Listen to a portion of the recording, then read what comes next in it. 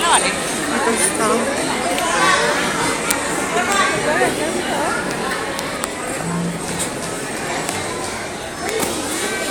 Ani, siéntate aquí si quieres.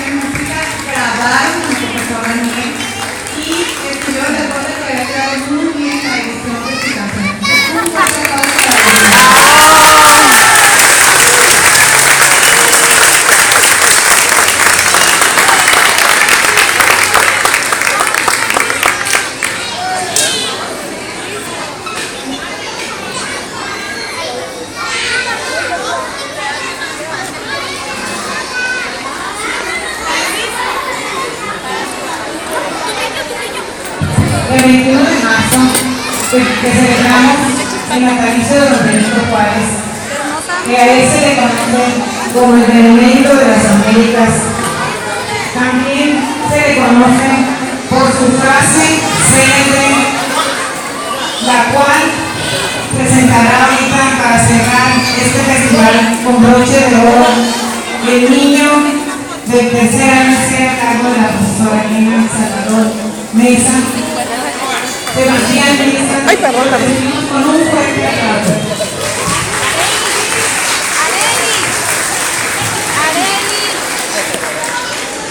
Areli.